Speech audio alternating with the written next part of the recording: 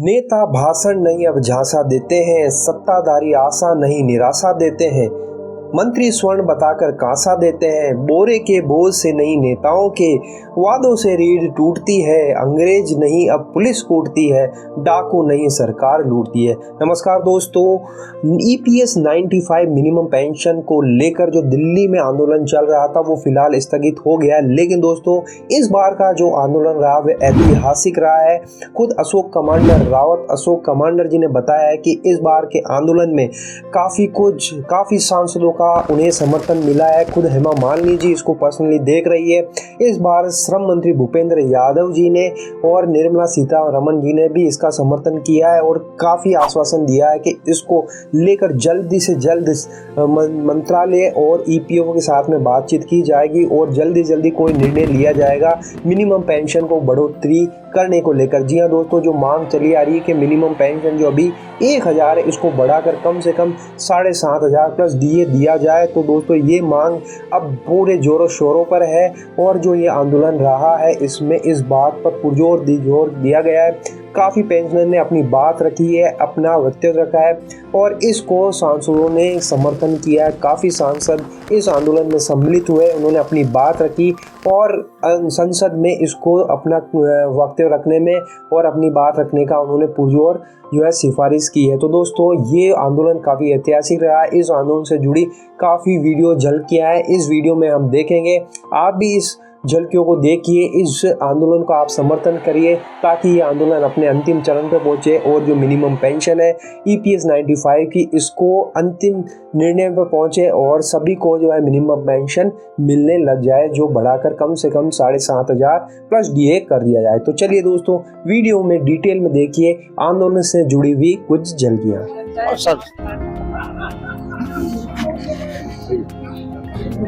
Problem क्या है? मालिक देने को तैयार है, मुनीम जी नखरे कर रहे हैं, ब्यूरोक्रेसी प्रॉब्लम खड़ी कर रही है। तो इसमें आप हल निकालिए। और मैं तो ये कहता हूँ कि आदरणीय प्रधानमंत्री जी हमारे साथ है, हमारा काम होगा, ये मोदी जी की गारंटी है तो पक्का पूरी होगी।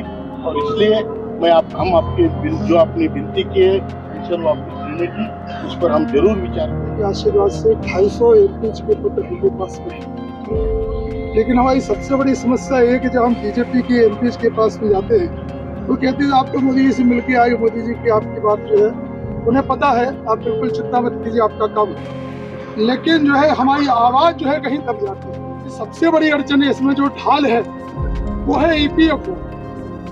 जब भी प्रश्न आता है तो ये होता है कि भाई पैसा है कि नहीं है, तो EPF कहता है कि 1000 रुपये की पेंशन देने के लिए हम सरकार से 1000 करोड़ रुपए हर साल ले रहे हैं, तो हमारे पास पैसे ही नहीं है। लेकिन वास्तविकता है जो कमांडर साहब ने कहा है कि 7.8 लाख करोड़ रुपए का फंड इनके पास में है, उसी से पेंशन दी जा सकती है। तो जब तक ये ढाल टूटेगी नहीं, आप उनसे कहिए कि भाई आपके पास में इतना बड़ा कॉर्पस है, इतना बड़ा पैसा है, 1000 के चक्कर में ये गुमराह कर रहे हैं हमें, एक बात। और दूसरी बात यह है कि EPF श्रम मंत्रालय को गुमराह कह रहा। आप कहेंगे कैसे? हेमा जी को श्रम मंत्री जी ने एक DO लिखा हुआ है, उसमें लिखा कि 2018 में आपका पेंशन वृद्धि का प्रस्ताव फाइनेंस मिनिस्ट्री में चला गया है। बाद में फिर कहा उन्होंने कहा कि 9 सितंबर 2020 को हमने और एक दूसरा प्रस्ताव भेजा है।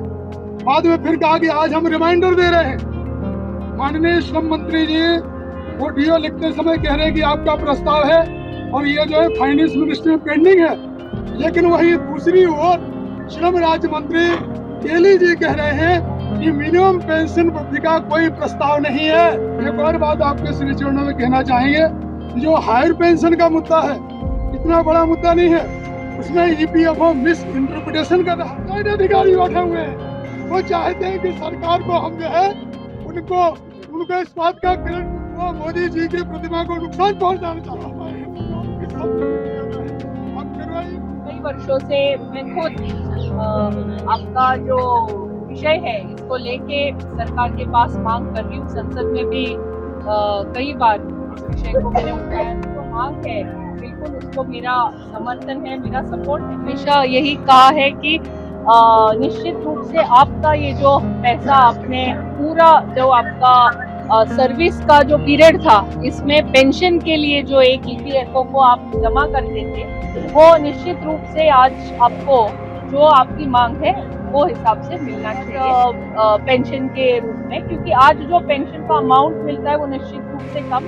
मैं भारतीय जनता पार्टी की सांसद हूँ, लेकिन मैं आप लोगों के साथ यहाँ आपको मैं रिक्वेस्ट करूंगी कि आप ये अनशन आपका पीछे ले लें। आपका पूरा प्रतिनिधित्व मैं और मेरे साथ जो हमारे बाकी सांसद साथी है, हम संसद में भी और सरकार के पास भी आपके लिए हम कंटिन्यू मांग करते रहेंगे जब तक आपका ये प्रश्न सॉल्व नहीं होता। आप सब बहुत ज्येष्ठ है, मैं तो आपके पोती की उम्र की हूँ। आपको एक बात से मैं बिल्कुल निश्चिंत करना चाहूंगी कि आपके जो भी विषय है ये मैं संसद में और हमारे प्रधानमंत्री जी आदरणीय नरेंद्र मोदी जी इनको मैं पहुंचाऊंगी और ये सवाल अपना प्रॉब्लम जल्द से जल्द सॉल्व हो, आपका जो डिमांड हो वो जल्द से जल्द पूरा हो, इसके लिए निश्चित रूप से मैं प्रयास करूंगी। मेरे साथ बाकी भी मेरे जो सांसद साथी हैं उन्हें भी हम ये रिक्वेस्ट करेंगे। इससे मैं हाथ जोड़ के विनती करती हूँ कि आपका हंगर स्ट्राइक आप ले लें की तरफ से हम लोग वहाँ पे सरकार से कंटिन्यू मांग करें।